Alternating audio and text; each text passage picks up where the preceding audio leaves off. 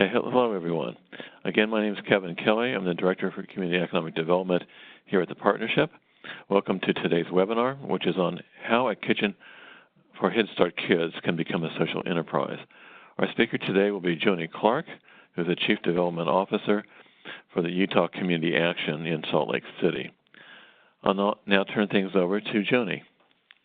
Hi, everyone. Thank you so much for joining and having me as a presenter today. Like Kevin said, I'm Joni Clark. I'm the Chief Development Officer of Utah Community Action. I will just briefly give a little introduction on our agency. We have been in existence in Salt Lake City, Utah for over 50 years. We were one of the first community action agencies and Head Starts in the country with Lyndon B. Johnson's War on Poverty. We run about a $27 million budget each year, and we employ about 500 employees. We have 6 programs: adult education, HEAT, Head Start, Early Head Start, housing and case management, weatherization, and our nutrition program, which we're going to talk about today. So let's go ahead and get started. How did our central kitchen, which is now our social enterprise, come about?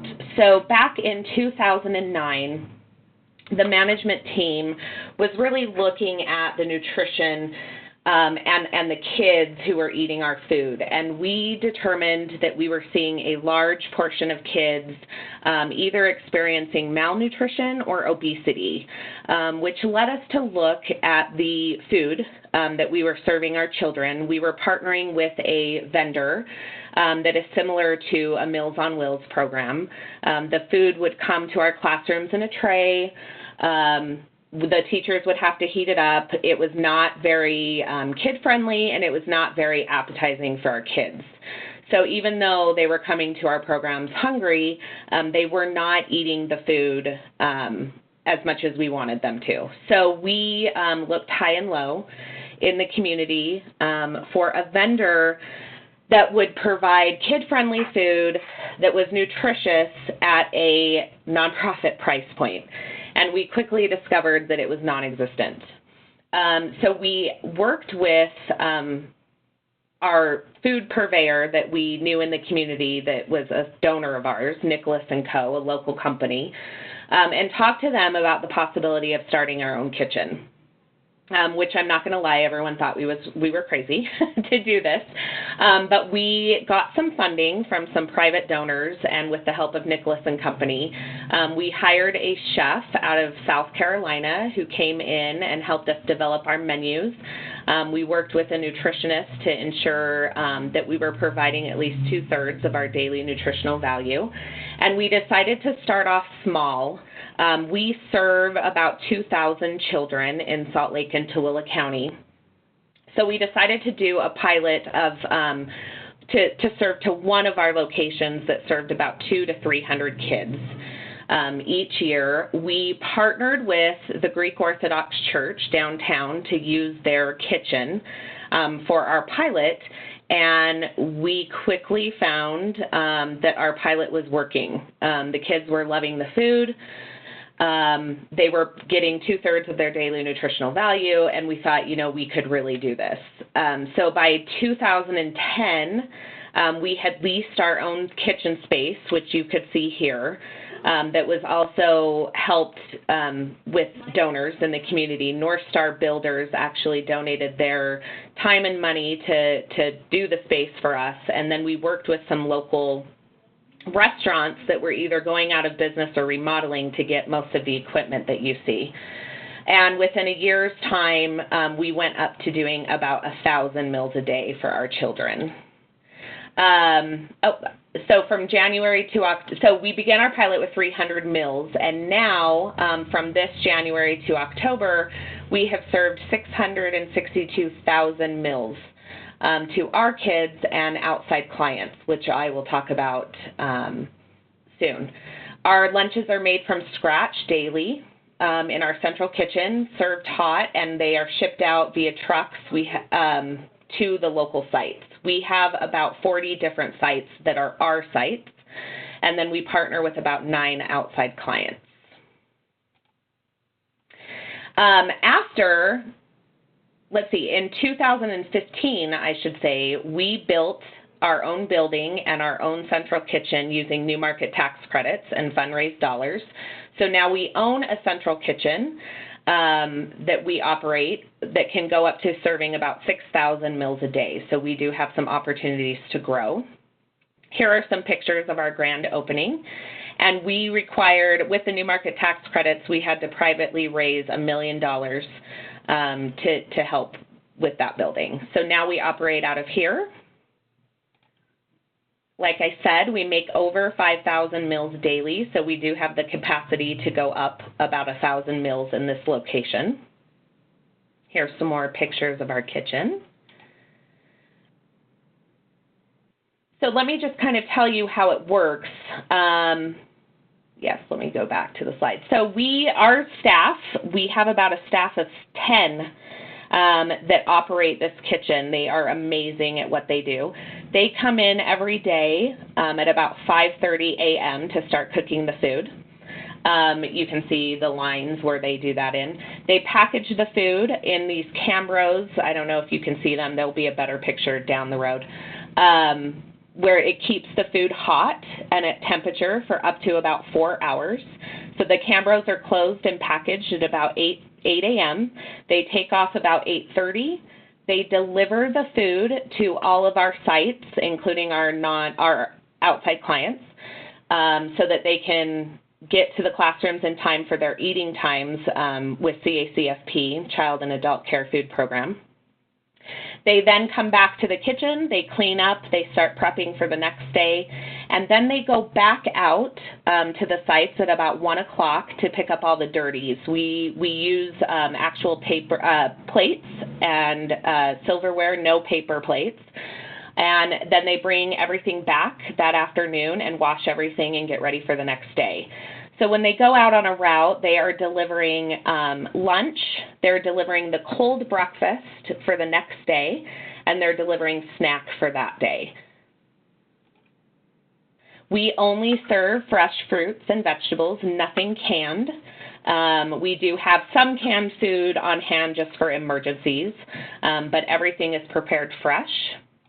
We also do whole wheat, pastas and grains. In addition to that, and like I said, we are a green program, so everything gets brought back and washed and then taken out again the next day. We do this, how we deliver the 5,000 meals is we have 6 routes. And these drivers, I have to say, are absolutely amazing because they cook the food, they package the food, and they deliver the food. And we deliver to about 51 sites in Salt Lake and Tooele County. What we found when we started doing the pilot and then expanded to 1,000 meals is that people in the community were very interested in what we were doing because we were offering 2/3 of daily nutritional value, and the meals were kid-friendly, and they were not unhealthy meals like you see in a lot of school district cafeterias or things like that. We weren't serving pizza or hamburgers or anything like that. We were serving ethnically diverse foods that were cooked fresh that day. So things on the menu that you could see are tofu jambalaya, tacos. We serve a variety of things to meet the needs for the diversity that we serve in our program.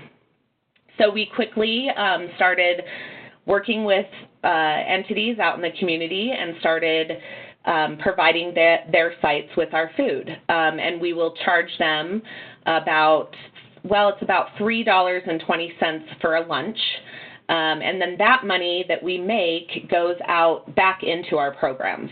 So that's how the social enterprise aspect was born. Originally, like I said, we started to feed our kids, and then it kind of took off out in the community. Here's just a look at some of the outside clients we have. From there, some of our donors asked us to start a program to teach the culinary arts to our Head Start parents. So we launched the Sauté program in about 2011, and we have about an 80% success rate with job attainment with graduates of this program. So they will attend a 8 to 10 week course on the culinary arts, basically everything you need to know to work in a kitchen or a fast food restaurant or a nursing home, any culinary arts field. We will also provide them with a Serve Safe certificate if they pass the test at the end of the course. And this is a step above a food handler's permit, and if you want to become a manager in a kitchen, that certificate is required. So we set them up with that. We also work with them on resume and interview skills, and then we help them find jobs. We have some partnerships in the community with some local restaurants, and they will come in and help us with interview skills, and then we've developed a pipeline to help get them jobs. So this is a look at our Sauté students and our program.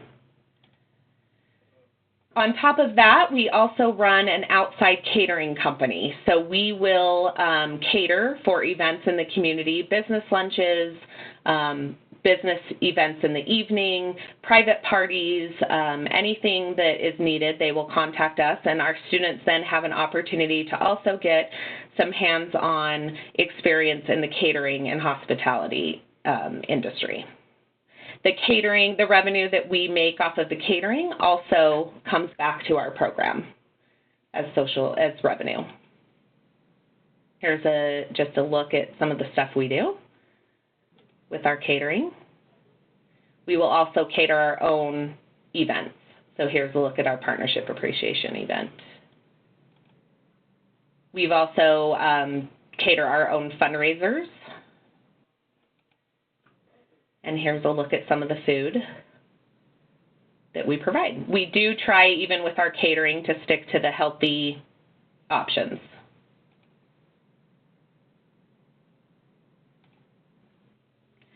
We also run a summer dinner program. This is not revenue generating, obviously, but it is a little bit, but not much. So we run about 4 sites in the summer for dinner. We serve about 16,596 meals served, and we did make $13,000 off of this program. We are the only ones in the community who serve a hot dinner. Everybody else that does this program serves a lunch. And then our latest venture, we have partnered with the county, Salt Lake County, and we run a cafe at one of their rec centers. The reason we did this is because we were finding with our Sauté program, it was successful, but a lot of the graduates had never worked in the culinary field before, so it was hard for them to find a job once they left. So what we do is after they graduate, they have an opportunity to work at the cafe for us from about 3 to 6 months so that they can get that experience, and then we help them find a job after that, sort of like a launching pad. We serve about 600 meals for seniors at this site, and with this, we've created jobs, and we make approximately $40,000 of revenue that we put back in the program. The other thing we do is we receive grants to do Kids in the Kitchen events where donors can come in and teach. It's usually banks that do this, and they'll teach the families how to shop on a budget and how to meal plan on a budget. And then they will go into the kitchen with the kids and show them how even you can eat healthy with things like pizza. So they urge them to use the wheat and the parents, the wheat shells, put vegetables on it. It's a really fun activity. We do that a couple times a year. This kitchen, we're very proud to say, was recognized by the First Lady Obama and the White House chef Sam Cass, and in about 2011 we received that award.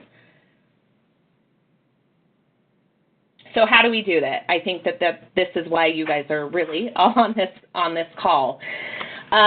We started, like I said, by identifying a problem that we were seeing that we wanted to solve, and it was important to us that our kids were eating healthy and eating enough when they were in our program. So what we did was we found some donors to invest in the program. The other helpful thing is we tried to really get out in the community and find resources that we could do to help launch this program. So we formed a partnership with Penske Moving Company, who donated some trucks to us that we could use, some box trucks. We also went out and found some kitchens from restaurants in the community that were remodeling and closing, and either got equipment for free or got it at a very reduced price. The most important thing that we did is, before we even started this journey, even through when we were looking at doing it, we really leaned on our advisory board members and other people in the community who were experts in this arena to make sure that we could do it. And then they went along with us for quite a few years in the process to help us grow, to help us develop our plan, everything from startup to maintaining. And getting that expertise and that help really helped us along the way. They also helped us do our business plan and program plan from pilot to full program. We also started by using the Child and Adult Care Food Program to help reimburse us for the cost of our children's food and labor. We do not do the paperwork for our outside clients. But what we did to obtain our outside clients is we try to keep our pricing close to the CAC-FP reimbursement, but still over our costs, so that we're making money, but our partners in the community, such as other nonprofits like the YMCA and the Boys and Girls Club, they can still afford to run their program with the CAC-FP reimbursement. The other important thing that we did is we figured out a formula to run so that we knew exactly how much growth we had to do as far as meal-wise before we hired additional staff. And we found out that it was about 500 meals where we would need to hire another driver and get a new vehicle. So we kind of keep towards that formula to really control our growth. Then we also looked at separate grant funding out in the community to help run our saute, our kids in the kitchen, and the nutrition in the home, and the cafe. So those programs are not run by our revenue. Those programs are run through a partnership with the county and then other funders who have stepped up throughout the year to fund that program. So all in all, our central kitchen generates about $400,000 in revenue each year, and our cafe now is generating $70,000 in revenue. It was started at 40, and now we're up to 70. What can I tell you about our lessons learned?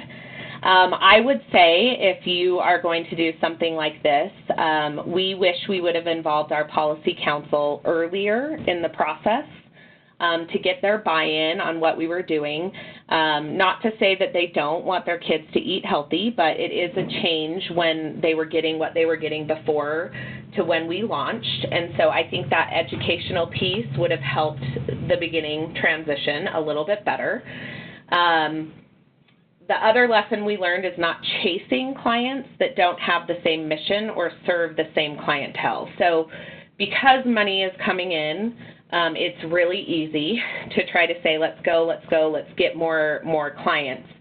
But what we found is a couple of times we would partner with a group whose mission or clientele did not align with us.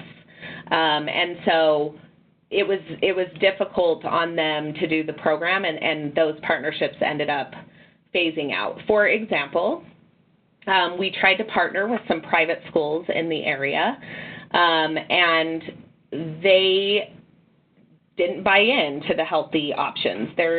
Some of their kids were used to having different options during the day. So we only served one meal for lunch, and it's either that or nothing because we cook in bulk. So we noticed that they really wanted that variety, so that didn't work.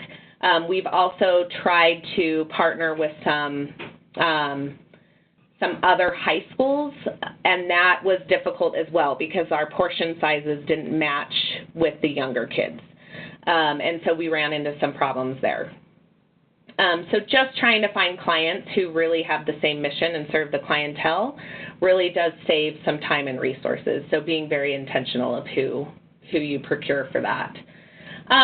Again, don't grow too fast. We found that finding a formula of how we can grow exponentially was more successful for us, so we stick to that. Do find formulas for growth. Do find experts that can help advise you. Whatever your social enterprise is, there's plenty of people out there who are willing to help fund or develop those ideas and the plan. And I think it's always beneficial from a resource and a funder's perspective to find something that solves a problem in your agency, is a viable idea, and complements your mission. I feel funders, if you're going that route, are more inclined to do something like that that shows a return on the investment.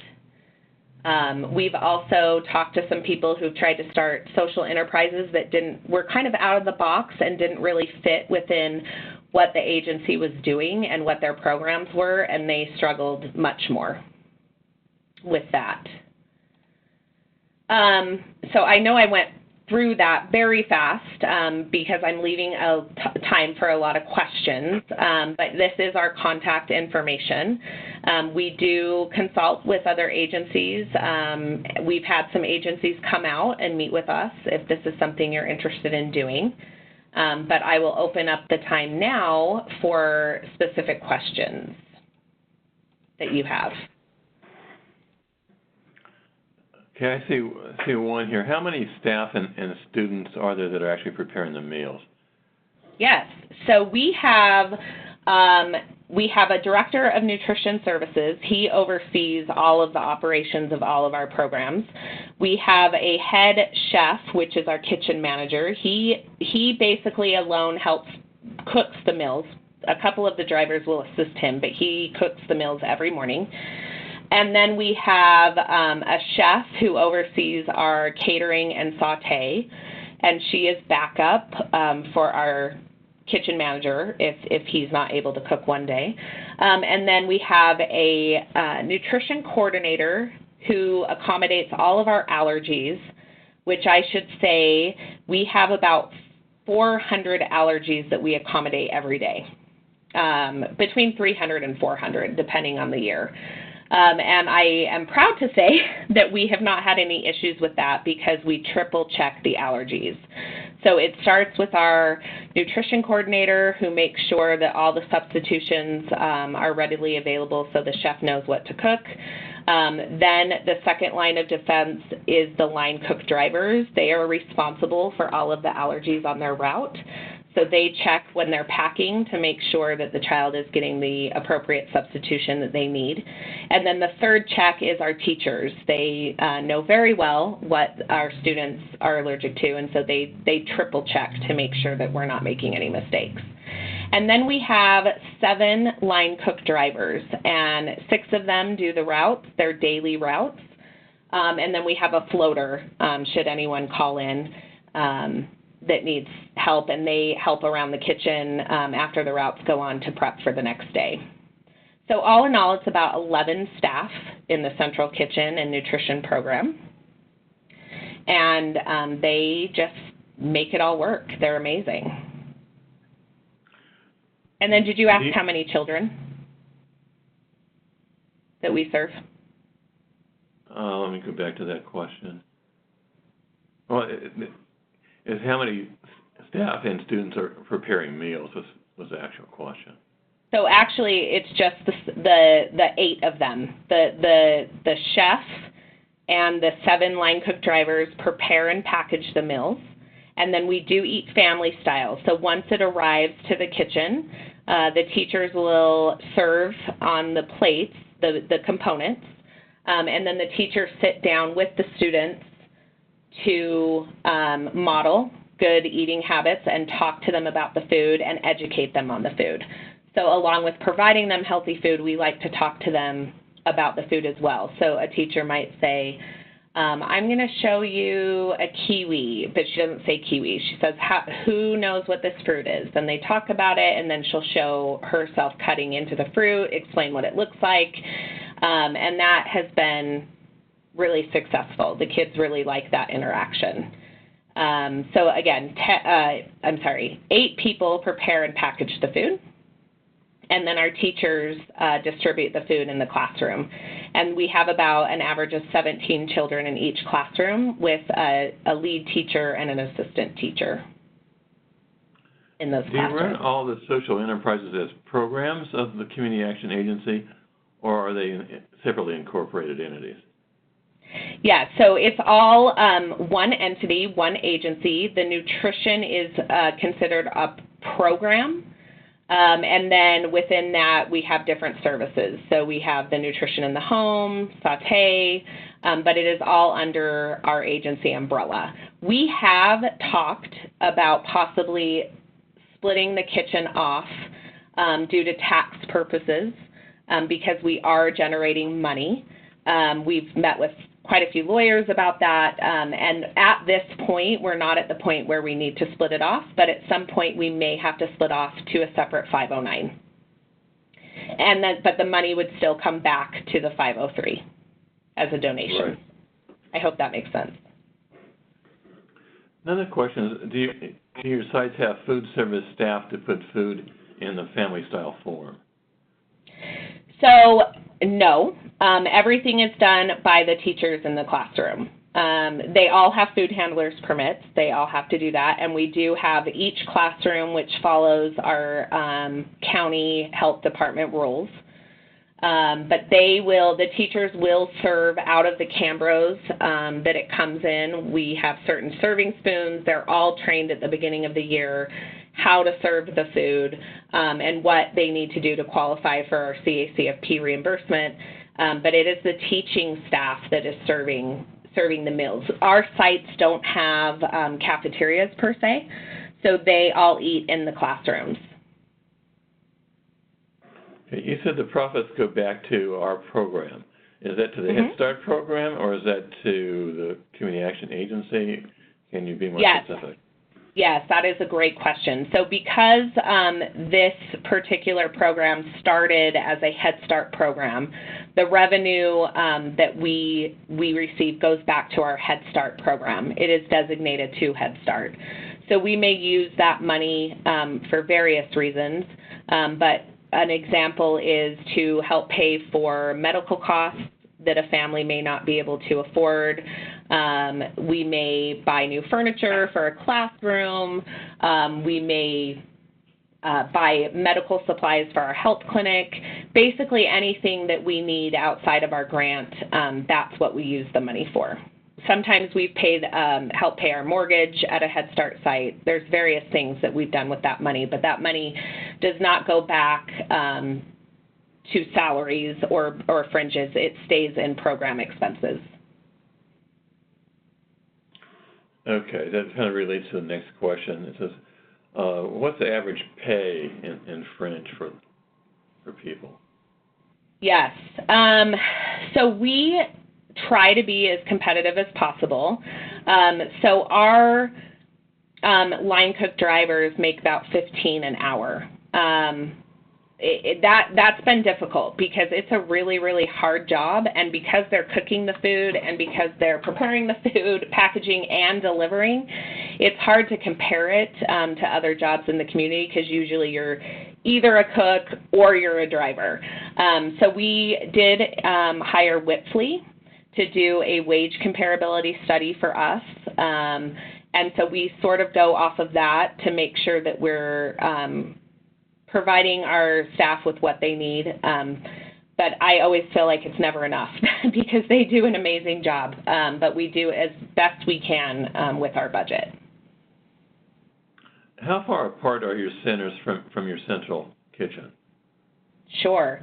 That is a good question. So Salt Lake County to Tooele, each route, I need to calculate this, but I would say the most they're probably driving to and from and back to the kitchen, I would say between 30 and 50 miles. We do use a software online to help us build the routes to make sure that we're getting places we need to on time and that leaving some room, especially in Utah in the winter with snow. We have emergency plans in place. Every classroom has emergency food just in case the driver can't make it. So that's another important component, is to plan for emergencies. So yeah, 6 routes. I will say one of our outside clients is in Ogden, and that's about 50 miles away. So one route is designated just to Ogden. We partner with the YMCA up there, and we deliver to 14 sites once we get up there. Well, there's a question about whether we're recording this and can we get a copy. Yes, this is being recorded, and I will send out the copy to everyone who signed up ahead of time, as I have your email addresses, so I'll be doing that as soon as that's available to WebEx. Let's see what other questions we have here.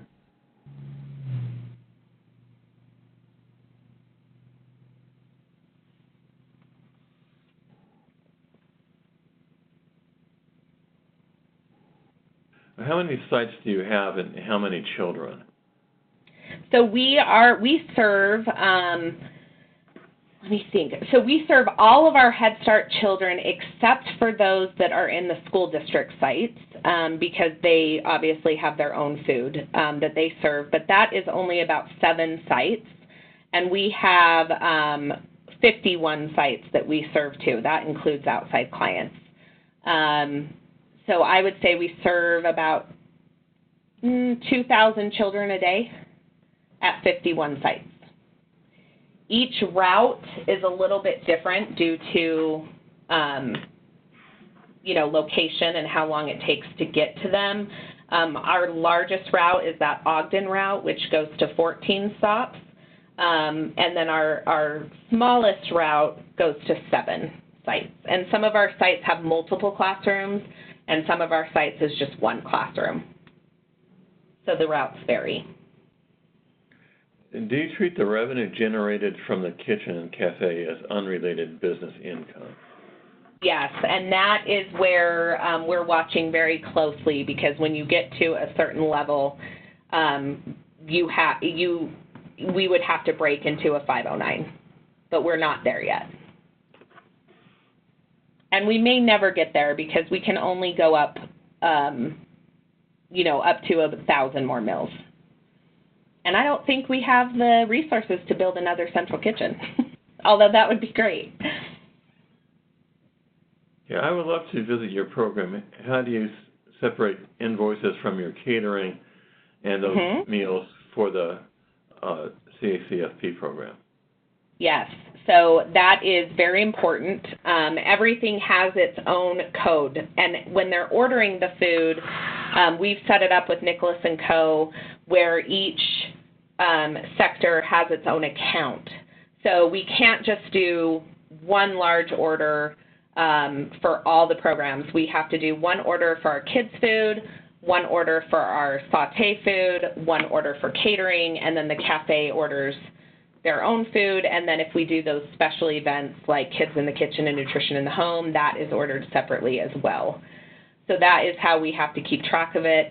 We do our kids' food orders on a weekly basis, and we receive 2 deliveries, a big delivery on a Tuesday and a smaller delivery on a Thursday, and those are for the next week. So everything has to be ordered in advance, and the Director of Nutrition Services and the staff do a fabulous job of rotating out the inventory and making sure we're ordering just enough so that we're not having a lot of food waste. How many Head Start parents are in sauté? Do they pay, or are outside people enrolled? They do not. It is all free to them. We fundraise about $50,000 to run the program every year, and we usually get it from about 2 different banks. 2 banks do $25,000 each.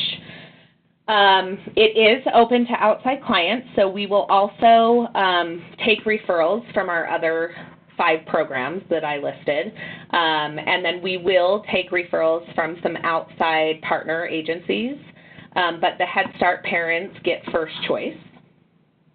The classes meet Monday and Wednesday or Tuesday, Thursday, and there are about 11 to 15 parents each cohort. So 11 to 15 will take the class Monday, Wednesday, and a different 11 to 15 will take it Tuesday, Thursday. And it runs between 8 and 10 weeks, depending on the speed of the class. The Serve Safe, if any of you are familiar with it, it is a very difficult test. And we study for multiple weeks before we even go into the kitchen.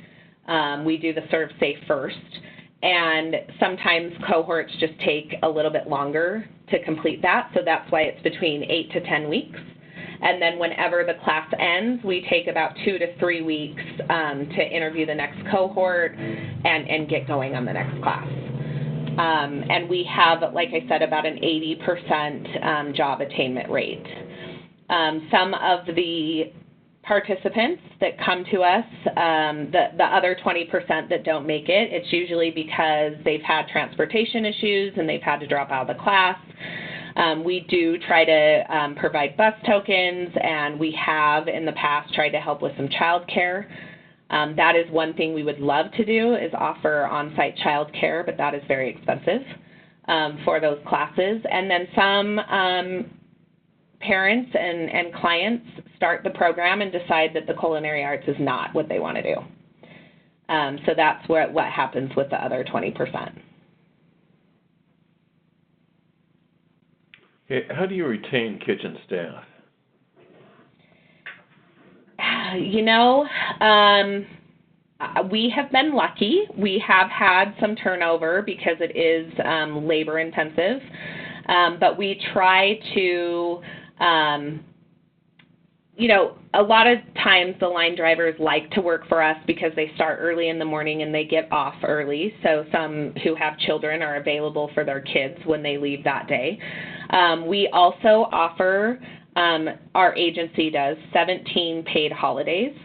Some of the times those holidays don't work out because our outside clients still need food. So we try to do a rotation schedule where they, half of them get off, and then we try to find another day in the year where the other half can take off.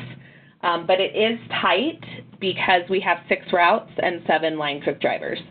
So every once in a while, the director of nutrition services will jump on a route, the sauté chef will jump on a route, or the kitchen manager will jump on a route to relieve the staff. I will say that the staff have some of the greatest stories. They really build a bond with the kids and the teachers that they deliver to, and we try to keep them on the same routes so they get to know that staff and those kids, and they have some great stories from the kids just loving to see them when they walk in. And so I think that there's that sense of doing good every day that also helps retain staff. Do you use any federal grant funds for any of the operations? So we use the CACFP reimbursement child and adult care food program for our Head Start kids. Everything else for our outside clients is covered by the revenue we generate or outside grants from either corporations, individuals, foundations, or some state,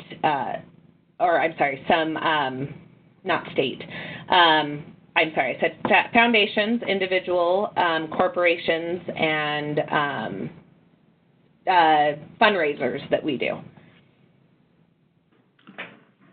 And what time do they deliver meals? After breakfast or before? So it is after breakfast. They usually will get there. They start to arrive at about 10, and they finish at about, it really depends, 12, 12:30.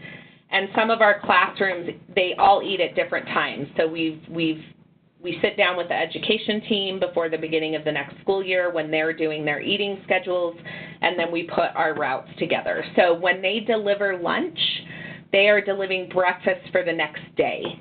So the breakfast that they get comes in like a storage tote, and it's cold breakfast, like muffins, packaged muffins, bananas, stuff that will keep until the next morning. So they do not get a hot breakfast. It's a cold breakfast. What inventory software do you use, if any? Microx, Microx.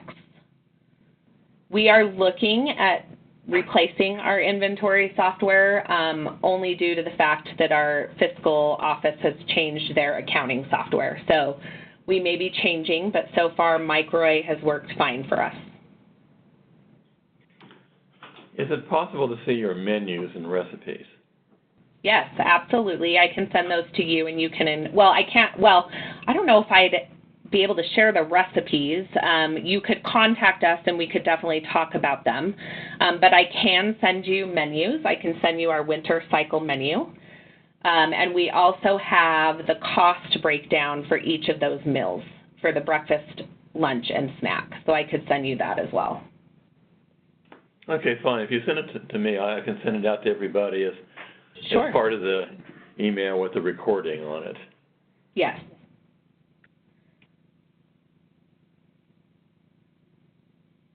Is your nutrition coordinator a dietitian, or do you consult out?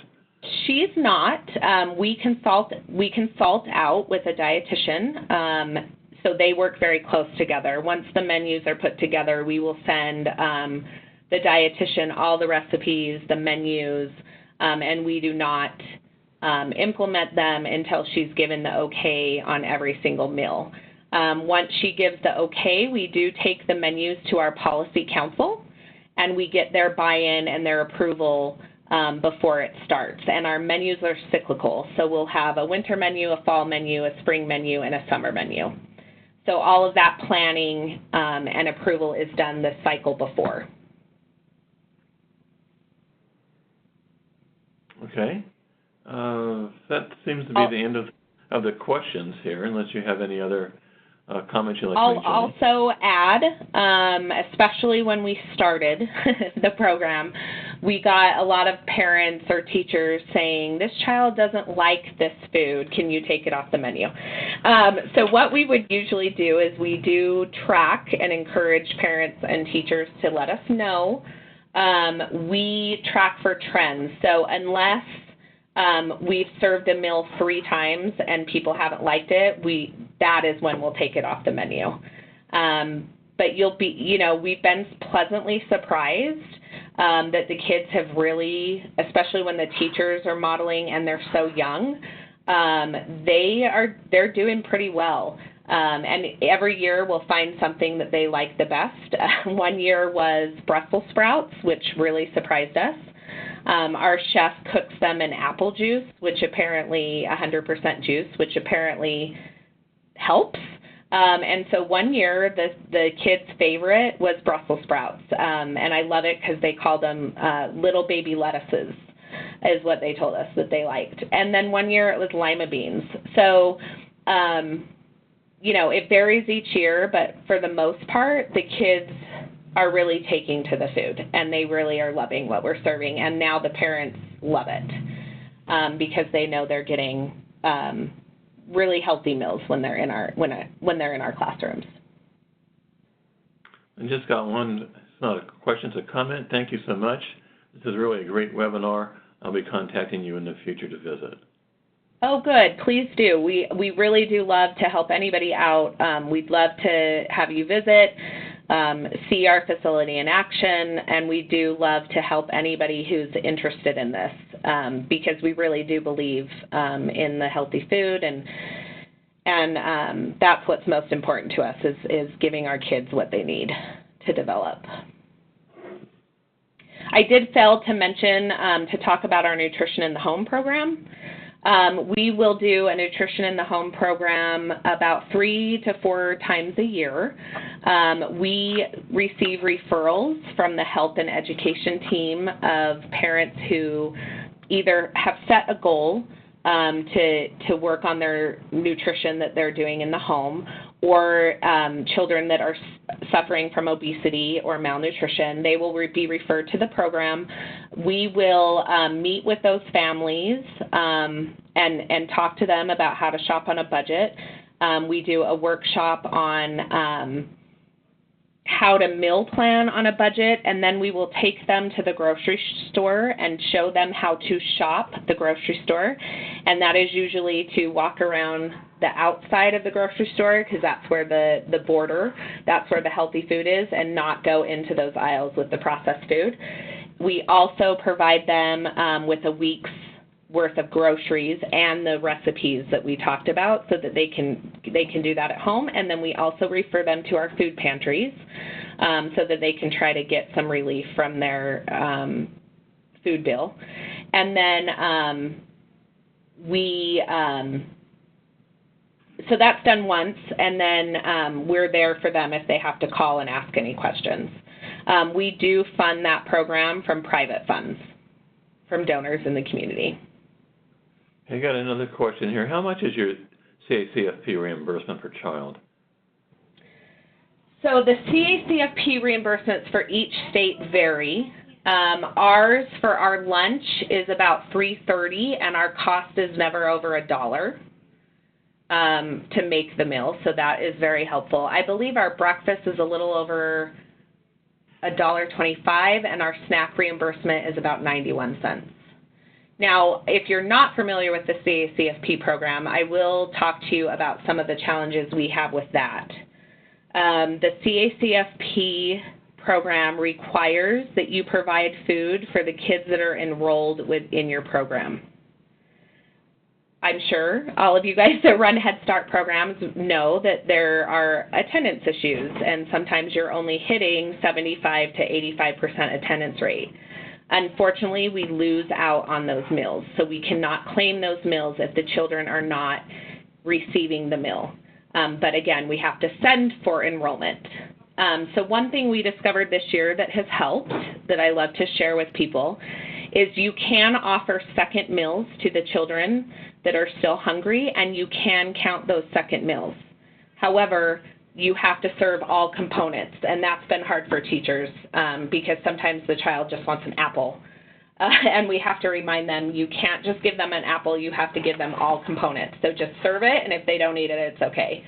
So the second meals have really helped. But another challenge that we've seen this year is kids either coming late to class or leaving early, and they miss that service window, so they have to eat with CACFP reimbursements within a half-hour time frame, and they have to eat per their start time of the meal that their classroom is scheduled to do. So if kids come late past that half-hour window, or if kids leave early, that also affects your CACFP reimbursement. So we're trying to work really hard with Policy Council and the teachers to really sort of promote it's important not only to come to school, but to come the whole time, if that makes sense. So we do estimates and actuals for each month for our CACFP. We will estimate based off of an 80% attendance what we think we're going to make, and then we do look at what we actually make on those meals. So even though it only costs us about $1 to make the meal and we're getting reimbursed, that $3.30, it doesn't always work out that way because of attendance. So I can kind of tell you September was a really hard month for us, getting everyone enrolled into the classroom. So we made $25,000 less than we estimated we would. But in October, that completely changed, and we made what we estimated. So it really kind of ebbs and flows, and the revenue that we do make from our outside clients will also help with that gap, the CACFP gap.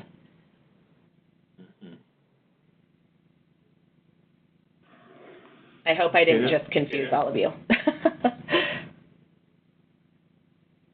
Okay, one other question here. We are interested in your full staffing list / responsibilities.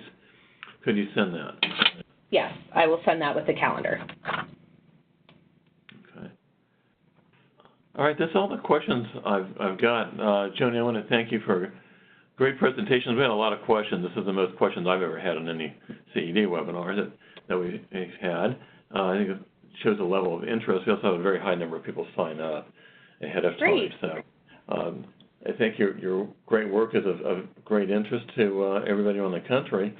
And thank you again. And for those of you on the phone, take a look at my monthly e-news that I send out. If you're not on it, send me an email, and I'll put you on there, and we'll have announcements about future webinars. The next one will be towards the end of January that the FDIC will be doing on their new Money Smart financial literacy program that they just put out. So thanks, everybody, for joining us, and I hope to talk to you soon. Bye.